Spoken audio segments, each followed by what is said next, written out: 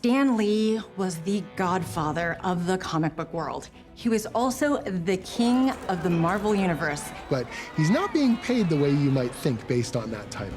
He's suing his own employer of 60 years because Marvel's not handing over the money. Stan Lee had a gatekeeper for 69 years, the love of his life, Joan. She's my security blanket. Who was going to take care of Stan now that Joan was gone? Stan Lee's at risk for elder abuse. He's in declining health, declining faculties, and he happens to have millions and millions of dollars. Stan Lee, a man who created these wonderful superheroes and imagined them protecting all of us, now is becoming vulnerable to people who are after one thing, his money.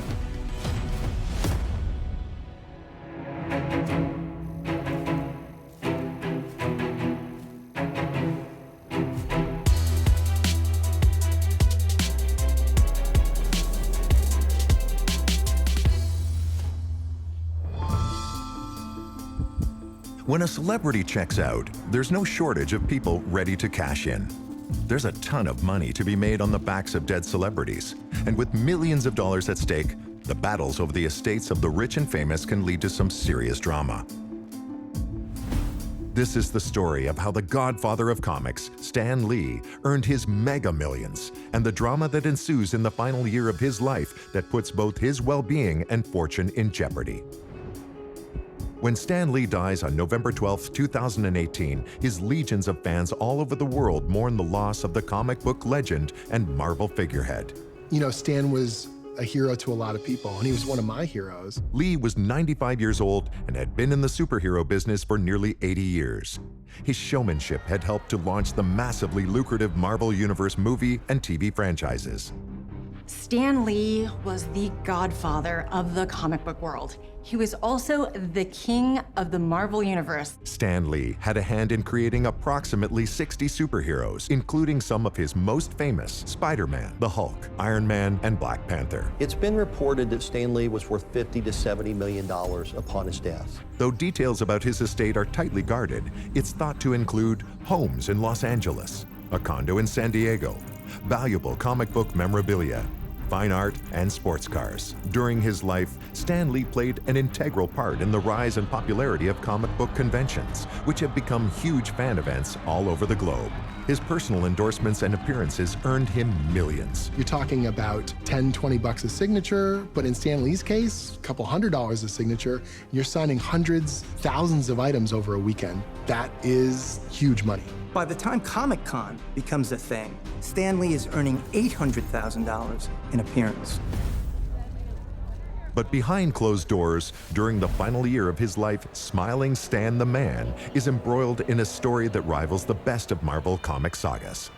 Complete with a set of characters that allegedly plot to take advantage of Stan's declining health and advanced age. They include former florist turned publicist Jerry Olivares, longtime road manager Max Anderson, noted memorabilia dealer and self-proclaimed producer Kia Morgan. Also playing a part in the drama is J.C. Lee, Stan's sole heir, his only child, who had a complicated relationship with her father and the individuals who surround him. Individuals who have large net worth and who are vulnerable, like Stan Lee was, they're very susceptible to others. There's millions of people each year, 65 and older, who are subject to financial exploitation, and that's what happened in Stan Lee's case. Can Lee's legacy be avenged? At the end of Stan Lee's life, he really needed a superhero, but he didn't have one. But how did Stan Lee become the face of Marvel Comics and helped launch the massive entertainment machine that was sold to Disney for $4 billion in 2009 and earned billions in box office and associated merchandise in 2019? To find out, we must go back to Stan's origin story. It all begins in New York City when young Stanley Martin Lieber was still attending high school during the height of the Great Depression. Not growing up with money, Stan had to help support his family. His father was constantly getting fired, so Stan would actually take on these small little writing jobs to help support the family. Stan's yearning for financial security will become his Achilles heel. It will influence his business decisions and the people he'll get involved with throughout his life. He created all of these iconic comic book heroes, but almost all of the deals that he negotiated were not very favorable to Stan Lee. In 1939, 17-year-old Stan Lee walks into the offices of Timely Comics in Manhattan. Superman and Batman exist at this point, but he goes to work for a small comic company called Timely, run by Martin Goodman, who pretty much operated the business with an iron fist. He was paid $8 a week. Stan is an outgoing teenager with a literary streak. He loves to read, and he loves the heroes of the adventure movies he'd watch. Stan Lee was a child of the Depression era. There wasn't a lot of money, but he did love going to the movies. And one of his creative outlets, he liked to write little short stories about little adventures of his. Stan's job is as assistant and gopher to Timely head editor Joe Simon and art director Jack Kirby, both who would become comic book icons in their own right. Timely's first character, Captain America, becomes a runaway hit. The thing that comic books did for Stan Lee was they really fired his imagination. They allowed him to earn a living by working at whatever his passion was, and at that time his passion were creating these fantastical characters. He took it seriously, even though comics at the time were not taken seriously. People aren't looking at this as high art. It's disposable entertainment. Demands for new comic books rising every month soon leads to Stan Lee getting his first writing assignment. By 1941, he's writing comics under his pen name, Stan Lee. Stan had this idea that comics was just a sideline for him. It was not going to be his long-term career. So he gave himself this pen name just as a kind of a temporary holdover until he wrote the great American novel. By a turn of events, Kirby and Simon, who are moonlighting for Timely's rival DC Comics, are fired, and Stan Lee becomes editor-in-chief at the tender age of 19. Having this job really helped Stan feel like he had a sense of security and helped support his family, yet also doing something that he loved. You know, when I started this, I hoped that people would buy the magazine so that I'd keep my job and not be fired and be able to eat and sleep and pay the rent. Stan is editor, art director, and cheerleader to the many freelance writers and artists he hires. Stan had this natural flair for entertainment. He knew the kinds of things that the general public wanted to see, larger-than-life heroes and big drama and big adventure. After World War II, Timely Comics branches out to include Western comics, crime comics, sci-fi comics, and romance comics. And soon Stan meets his own love interest. In 1947, Stan agrees to go on a blind date, and there he meets the love of his life. When Stan was only 25 years old, he met Joan, an English beauty. She was a model and fell in love instantly. After a whirlwind romance, Stan proposes and they get married. Stan Lee was married more than 69 years. He always had his wife by his side. He was never really alone. By 1950, they're living on Long Island and have a daughter, Joan Celia, who they call JC. During the 1950s, Stan continues to wear multiple hats at Marvel, churning out hundreds of titles a year. It's a crazy output. Most full-time comic book writers now would struggle to do 5, 6 titles at the most, and Stan was doing double that. As he gets closer to 40, Stan Lee faces a midlife crisis. He's growing tired of grinding out the same old stories that publisher Martin Goodman considers profitable. Timely Comics weren't exactly trailblazers in the industry. Stan thought that comics could go beyond a mere diversion for kids. The world was changing anyway, and Stan Lee felt that comic books had to keep up. Legend has it that Joan urged Stan before calling it quits to write a new story and do it the way he wanted, not the way his publisher expected. Joan stood behind Stan for his entire career. She supported his choices, the good ones, the not so good ones, and she's actually known as his gatekeeper. In 1960, superheroes are making a comeback at DC Comics. And they were doing these very straight-laced, simple, straightforward heroes. The good guys were good and the bad guys were bad.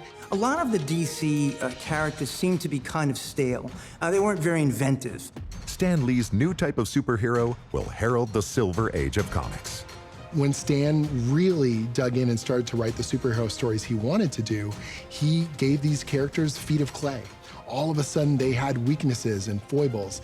They were pulled from our deepest kind of emotional core. With iconic characters like the Fantastic Four, Thor, the Avengers, Iron Man, the Hulk, and Spider-Man, he will be instrumental in raising the fortunes of his employer, Marvel Comics. Stan Lee may have created Marvel Comics and all those characters, but he didn't own them. The company's making all kinds of money, but Stan Lee is not getting rich. Stan Lee will have to fight to get what he is owed.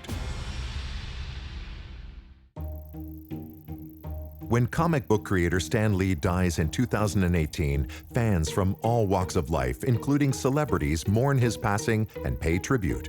He leaves behind an estimated fortune of between $50 and $70 million. Stan's got just the best, most excited voice about comics and comic book storytelling. You were gonna go on an adventure and he was gonna be your guide. He was your best buddy. That's Stan Lee. We love you, Stan, we love you! But the year before his passing, Stan's life is packed full of drama that rivals one of his own comic book sagas. For many years, Stan's endorsements are highly prized, and his presence at Comic-Cons all over the world is a highlight. Comic-Con is one of the most incredible experiences imaginable, and this comes as a direct result of the love of comic book collecting and of these characters that Stan Lee has created. It has actually become not just about comics, but it's become very much a launch pad for any important product in popular culture. There are tens of thousands of excited people that want to just have a moment with you and feel like they're part of that myth. Stan Lee's autograph would range from $125 to $200 a pop, and about the same for a quick photo with Stan the Man. And on the Comic-Con circuit, cash was king. Thousands of dollars paid in cash to sign books that you could make in a couple hours. Some of the biggest shows, Stan could walk away with $500,000, $600,000, $800,000 for an appearance. And that amount wouldn't necessarily even include his personal appearance fee. Someone of Stan's caliber, $50,000, $60,000, $100,000, $250,000 just to appear and sign stuff at a Comic-Con. Stan was a regular on the Comic-Con circuit, but while grieving his wife's death, his health and stamina take a hit. When Stan Lee's beloved wife Joan died in 2017 at the age of 95, life was never going to be the same for Stan.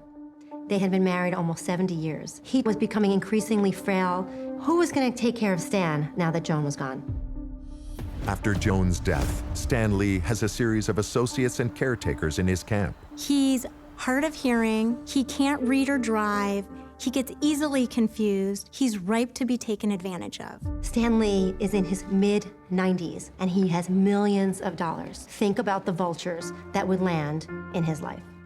In February 2018, drama in the Lee camp starts to brew when Stan makes a declaration to his lawyer. The first inkling we have that something's not right in the world surrounding Stan Lee was when his longtime road manager, Max Anderson, takes him to an attorney, and Stan Lee gives a very shocking declaration. He claims that there are 3 men with bad intentions befriending and surrounding his daughter, JC. The 3 men are named as Gerardo Jerry Olivares, Kia Morgan, and JC's attorney, Kirk Schenk.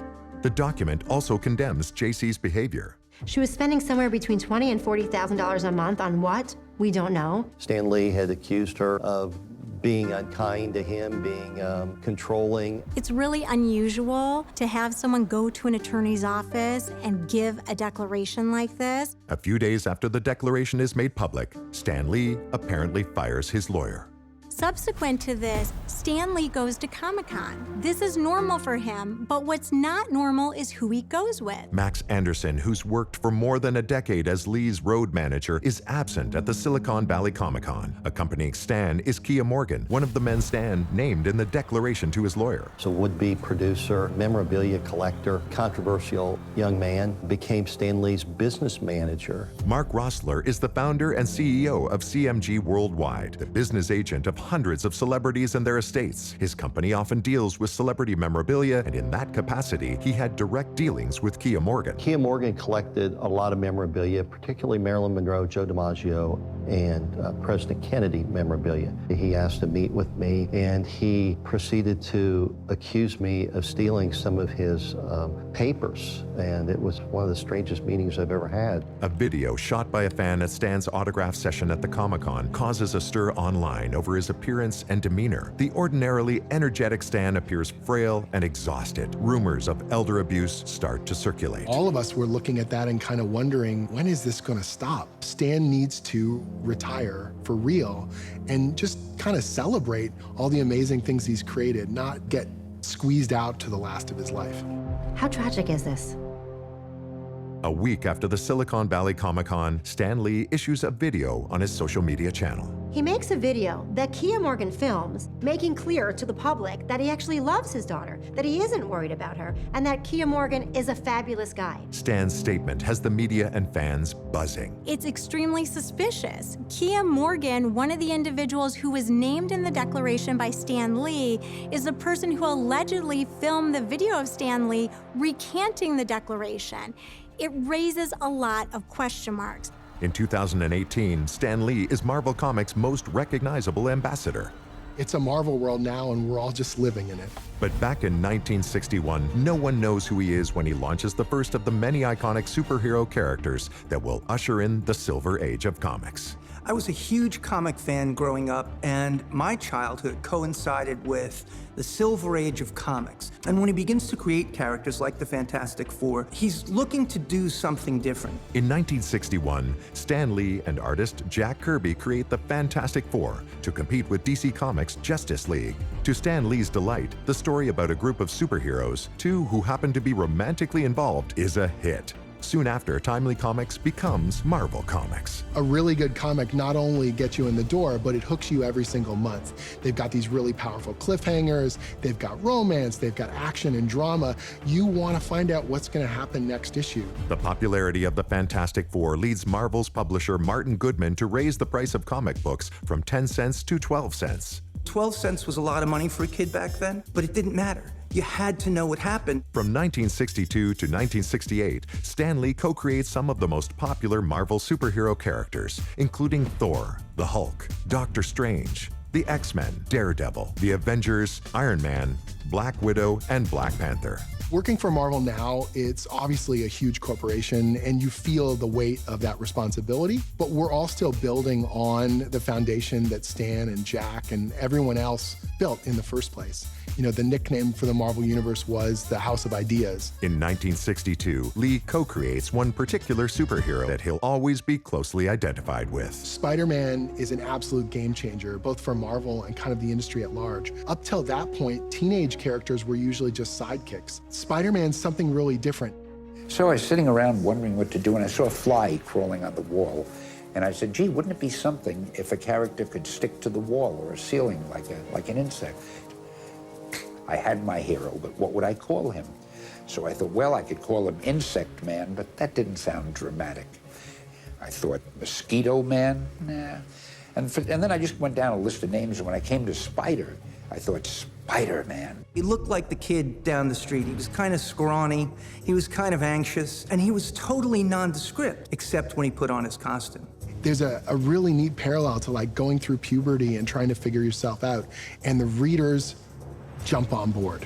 Spider-Man debuts in an issue of Amazing Fantasy, and a few months later, it becomes the fastest-selling comic book of the year. Readers can't get enough of Spidey. The motto that's often associated with Spider-Man is, with great power comes great responsibility. They also applied to Stan Lee. He was a man who recognized his influence. Through the late 1960s and early 70s, comics enter the mainstream and become recognized as more than just kids' stuff. And Stan is at the head of the movement, becoming an in-demand public speaker. He was amazing at transforming not only himself, but Marvel into celebrities. He takes that hammer on the leather thong and he swings it real fast, you know, kind of like a propeller, and he lets go.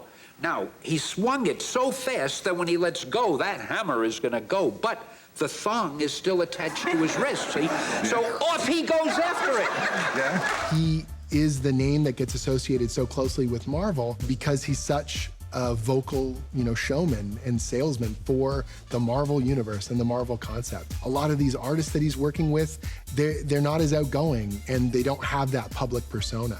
Stan Lee's promotional and editorial talents are paying off in cold, hard cash. In 1960, Marvel sells 16.1 million comics, and 5 years later, they sell 32 million, earning $3.84 million.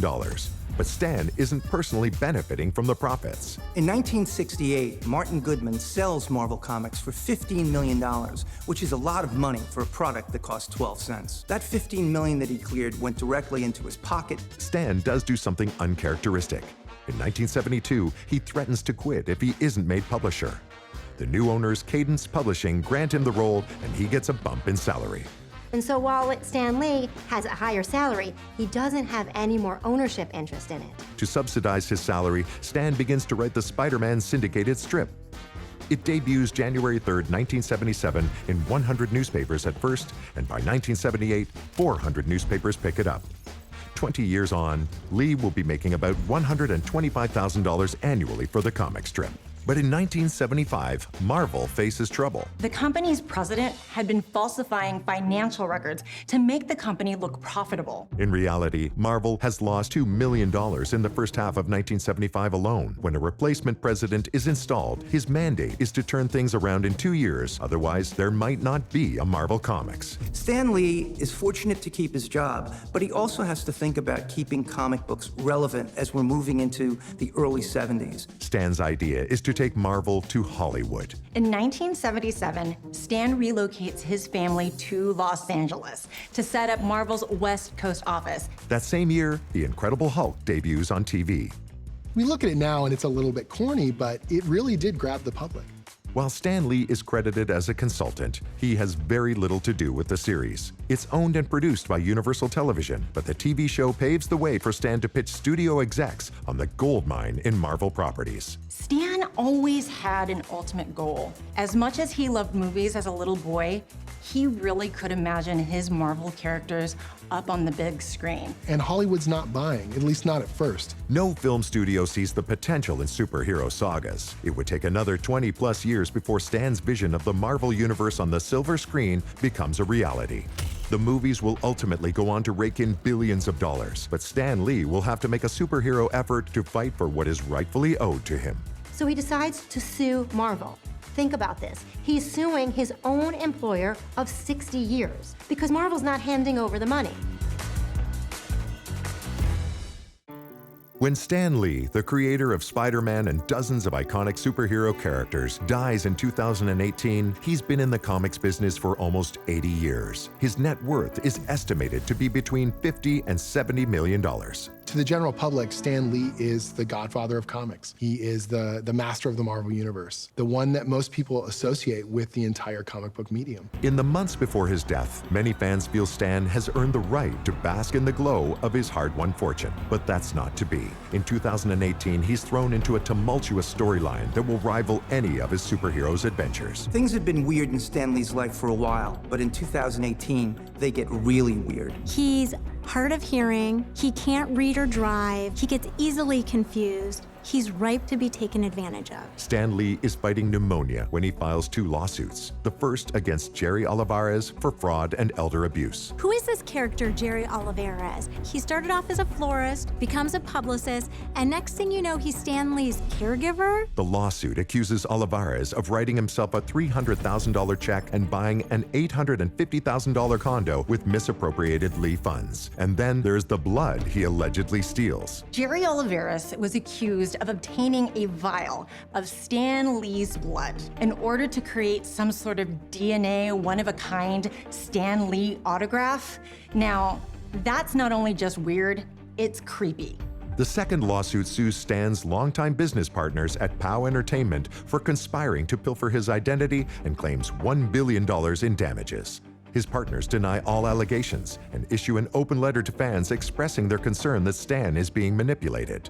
The individual who soon emerges as the main player in the Stan Lee saga is memorabilia collector and would-be producer Kia Morgan. And there's rumors that Kia Morgan is the one behind both of these lawsuits. Sadly, at the end of Stan Lee's life, there are many claims of elder abuse. There are people who are trying to take advantage of his status as the elder statesman of the comic book industry. And they got him to do and say things that he might not have thought and said on his own. Rumors circulate that Morgan has something to do with Max Anderson's absence as Lee's road manager. Kia Morgan allegedly wanted him out of the picture. Kia Morgan appears to have taken over business manager duties. He schedules appearances, manages his money, he's walking him down the red carpet. I had quite a few dealings with Kia Morgan. He became very aggressive, and he was someone that I did not want to really associate with. But this isn't the first time Stan Lee's personal story has taken dramatic twists and turns worthy of one of his superheroes. In the late 1970s, after living his entire life on the East Coast, Stan Lee relocates his family to Hollywood. His goal is to launch his superheroes onto the big screen. And Stan Lee's coming to Hollywood thinking he's going to be the savior of the industry, and nobody's really interested in what he's selling. He's not taken seriously.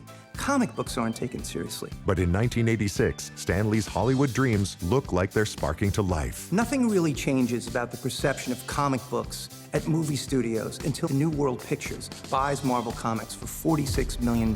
This is the first time that comic books are actually thought of as content, where they're starting to think of these characters as brands and a property that they could make millions, if not billions, off of. New World Pictures goes big with their first marketing push during the annual televised Macy's Thanksgiving Parade in 1987.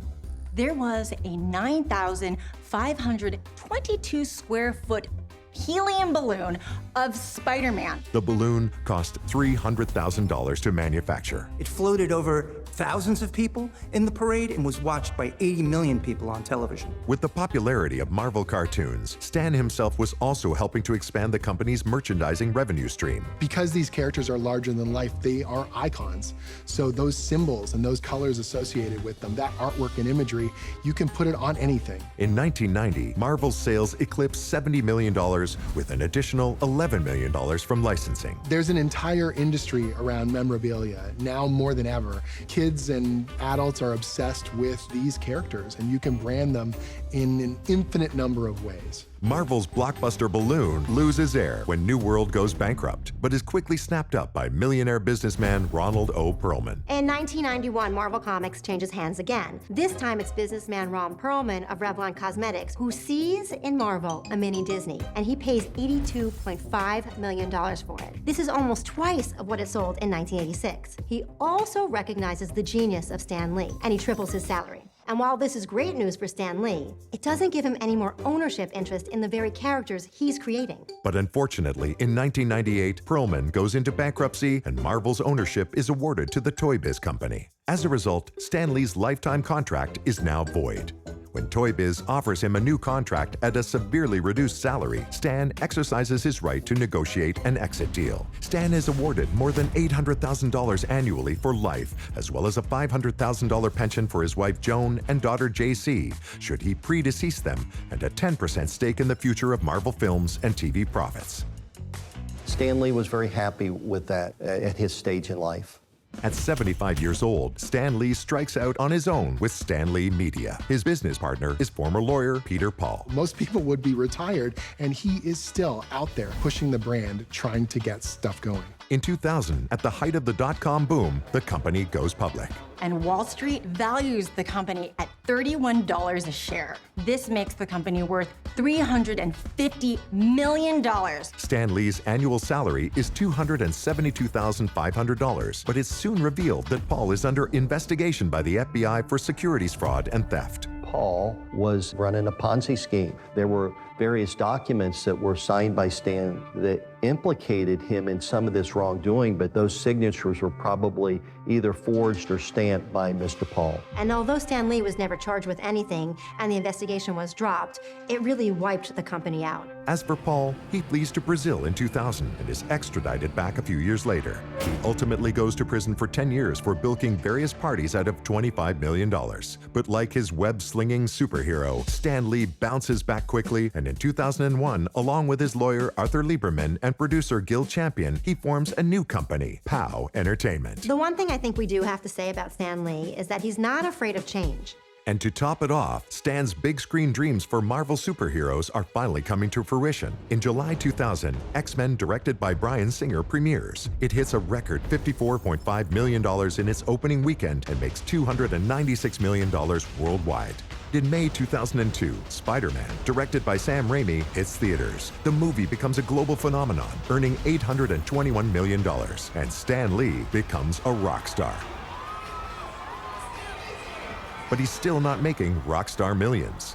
Stan Lee is watching other people, producers, directors, top Hollywood talent, making millions of dollars off of these characters that he created but didn't own. He thinks back to a 1998 contract he executed with Marvel, his employer of 60 years, where he was supposed to get 10% of the proceeds of projects like Spider-Man. But he wasn't getting it, so he decides to sue Marvel. Stan Lee will have to suit up and fight a huge corporation that he helped to turn into a massive moneymaker to get what he deserves. Before he died in 2018, the godfather of comics, Stan Lee, was a fixture on the Marvel movie red carpets and in the films themselves. He's made 60 cameos in Marvel films and television. He was paid a day rate as a member of the Screen Actors Guild for his cameos, and his estate continues to collect residuals after his death. Each of these Stan Lee cameos is just like a real fun reference to the comics or to his own persona. Stan Lee is everywhere in the Marvel Universe. But in the months before his death, Stan Lee, who had an estimated worth of $50 to $70 million, becomes embroiled in a power play involving individuals in his inner circle. Road manager Max Anderson, publicist Jerry Oliveras, and self-proclaimed producer and business manager Kia Morgan. It's a fact of life when you have a lot of money at stake. Sometimes you have people lined up to see how they can benefit upon that person's demise. But to find out how Stan Lee became a famous millionaire, we must go back to 2002. The one character that everyone always wanted to see brought to life was Spider-Man. It had been Stan Lee's greatest creation and Marvel's greatest character for decades. Finally, in 2002, Spider-Man was made with Tobey Maguire in the lead role. It's a huge blockbuster. Why is Stan Lee not getting a bigger piece of it? He thinks back to a 1998 contract he executed with Marvel, his employer of 60 years, where he was supposed to get 10% of the proceeds of projects like Spider-Man. But he wasn't getting it, so he decides to sue Marvel. Stan Lee initiates a lawsuit against Marvel, citing the provisions in his 1998 contract that states that he gets 10% of profits of any live-action, animation, or movie productions utilizing Marvel characters. Think about this. He's suing his own employer of 60 years because Marvel's not handing over the money. A gutsy move on Stan Lee's part. And Marvel, shockingly, is not settling it. It goes all the way through to trial. After 3 long years of litigation, Stan Lee finally wins his suit against Marvel. The judge orders Marvel to pay $10 million in a lump sum to Stan Lee for future movie and TV projects, in addition to the $1 million salary he was already earning for his work. Now, 83-year-old Stan Lee is a bona fide millionaire. You would think that his best years were behind him, but with Stan Lee, that wasn't the case. His best years lay just ahead. Like his uber-rich character, Tony Stark, aka Iron Man, Stan is wheeling and dealing and enjoying the ride. Stan! Hey, how are you, dear? Glad to see you.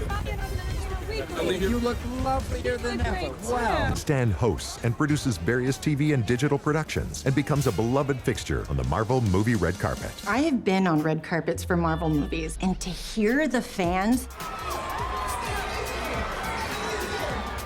he was just as popular as the A-listers in his Marvel movies. He continues to be a fan favorite at Comic-Cons, including the Stan Lee Comic-Con, in which his company has a financial stake. In fact, in 2016, at the LA Comic-Con, there were over 91,000 people in attendance, and it's believed that Stan Lee was the main draw.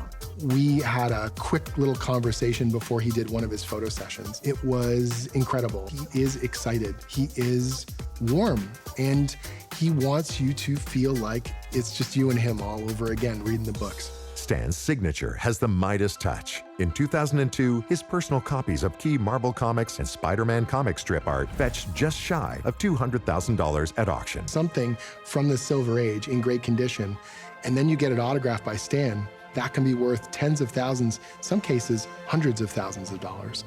All of Stan Lee's enterprises add to his fortune, but in his advancing years and upon the death of his wife Joan, his money makes him easy prey. With Joan gone, there was now an open space for the bad guys to enter. And that's when Kia Morgan pounces. Kia Morgan was initially introduced to Stan Lee prior to Joan Lee's death. I had quite a few dealings with Kia Morgan because he had a lot of celebrity memorabilia. You know, sometimes you get a bad feel for people when you meet him, and he's certainly somebody that came across as unscrupulous to me. He's controlling more of what's going on in Stan Lee's life. He starts to isolate Stan Lee. Friends and family are not allowed to visit. This is not sitting well with JC. Stan Lee's daughter, JC Lee, and her lawyer are so concerned about Morgan's influence, they prompt a welfare check in May 2018. When adult welfare went to check on Stan Lee at his home, he was denied entry. And then the police get a 911 call from someone in Stan Lee's home claiming someone is threatening Stan Lee and they have a gun. 8 police units and a helicopter race to respond to the 911 call. But it turns out that the aggressive man is actually a security guard who has allegedly refused Morgan's demand to sign a non-disclosure agreement. Kia Morgan doesn't want anyone coming in the home. He wants to have control over Stan Lee. Things become so bad that JC goes to the court and requests a restraining order against Kia Morgan, mandating that Kia Morgan has nothing to do with Stan Lee. Filed in June 2018, the restraining order alleges that Morgan has attempted to alienate Stan Lee from his family, his friends, his doctors, and has been stealing from his estate. Everything really hits the fan when Kia Morgan is accused of embezzling $5 million of Stan Lee's assets. Police announced they will be launching an elder abuse investigation. Morgan denies all accusations on social media, but it's revealed that Morgan has run into trouble with the law on more than one occasion. He was arrested for filing a false police report and convicted of threatening to kill someone in a property dispute. Stan Lee made these incredible heroes that inspire so many people. And then to have him go through this trauma, it's absolutely heartbreaking. Unfortunately, Stan Lee won't live to see a resolution of the investigation. On November 18, 2018, he dies at the age of 95. He's widely revered, and his fans are fanatical in their support of him. And when he passed away, the mourning was felt throughout the country. A year later, in 2019, Kia Morgan is formally charged with elder abuse. Kia Morgan may have initially been pulling the strings, but all of a sudden, the authorities are onto him. He's being charged with 5 counts of elder abuse, including theft, embezzlement, fraud, forgery, and false imprisonment. This is serious. Morgan's attorney declares his client is not guilty, but before the police can arrest Kia Morgan, he appears to go on the run. When comic book icon Stan Lee dies in November 2018, he leaves behind an estimated $50 to $70 million estate. Stan Lee dies at the age of 95. Of course, he's left this amazing legacy behind him that all of us enjoy. But it's really tragic because at the end of his life, he was subject to elder abuse. As he got older, Stan Lee became a pretty easy target. It's Stan Lee's legion of fans who raised the alarm about possible elder abuse. You know, we were hearing stories about Stan literally falling asleep at conventions or struggling to sign his name. And you don't want such a mythic figure to kind of be so frail in such a public space. It's Stan Lee's fans, his very committed fans at Comic-Con, that notice that Stan Lee is becoming weaker and weaker and that Kia Morgan is ever present. On April 23, 2018, Kia Morgan is seen with Stan at the Avengers Infinity War's red carpet. It's the last time that Stan Lee will ever appear at a Marvel event. And that's when the allegations about Kia Morgan become really clear. Is he abusing Stan Lee? Is he stealing money from him? Chaos ensues on June 18, 2018, when Kia Morgan allegedly takes Stan from his Hollywood Hills home and moves him to an undisclosed location without notifying his only child and sole heir, JC Lee. One of the key things we look at to see if someone's a victim of elder abuse is whether or not they've been isolated. That absolutely happened in this case. Now, instead of Kia Morgan being the one helping Stan Lee, he became the villain. The police were involved. JC Lee and her lawyer managed to obtain a restraining order against Kia Morgan. It's good that finally JC steps in and manhandles Kia Morgan. Under the restraining order, Morgan is ordered to stay 100 feet away from Stan, JC, and Stan's brother Larry Lieber, a comic book artist, for a period of 3 years. In 2019, 6 months after Stan Lee's death, Kia Morgan is officially charged with embezzlement, forgery, false imprisonment, and theft. Authorities claim he pocketed more than $262,000 from autograph signing sessions Stan did in May 2018. But before he can be arrested, Kia Morgan allegedly leaves Los Angeles. The fact that he made a run for it and maybe was looking to set up shop somewhere else is definitely very suspicious. Weeks later, the police get a tip of his whereabouts. He's arrested in Arizona, and he has to be extradited to Los Angeles to face these charges. The LAPD states in a news release, fortunately, Lee was removed from Morgan's control on June 11, 2018, when Morgan was arrested by LAPD Commercial Crimes Division detectives for generating false 911 calls on May 30th and May 31st, 2018. In both instances, Morgan was using this tactic to further deceive Lee into believing he was in danger and needed to be moved from his home to a more secured condominium where Morgan had more control over Lee. It will be up to a judge and jury to decide whether Morgan is guilty or innocent of elder abuse against Stan Lee. In the meantime, Stan Lee's sole heir puts on her cape to avenge her father's legacy against those she believes took advantage of him. And she uses a courtroom as her battlefield. JC files a series of lawsuits in 2019. One is against Max Anderson because she claims that he received more money through appearance fees than he was entitled to.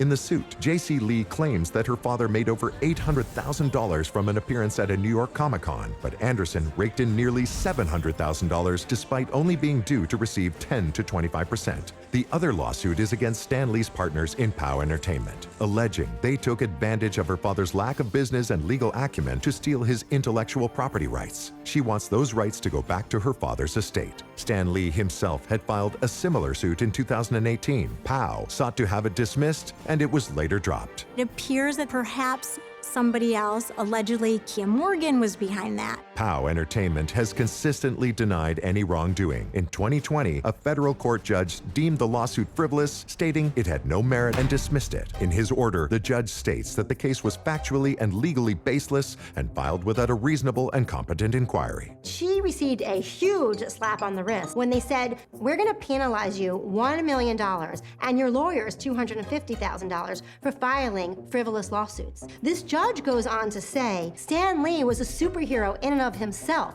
and you, J.C. Lee, are not protecting your father's legacy. Despite the dismissal of the POW lawsuit, as the trustee of Stan Lee's trust, JC continues to maintain control over his estate to manage his future posthumous revenue streams and uphold his memory. Since Stan Lee's death, POW Entertainment has entered into a number of production agreements to bring Stan's post-Marvel characters to the screen. I have a friend that purchased the POW Entertainment YouTube channel.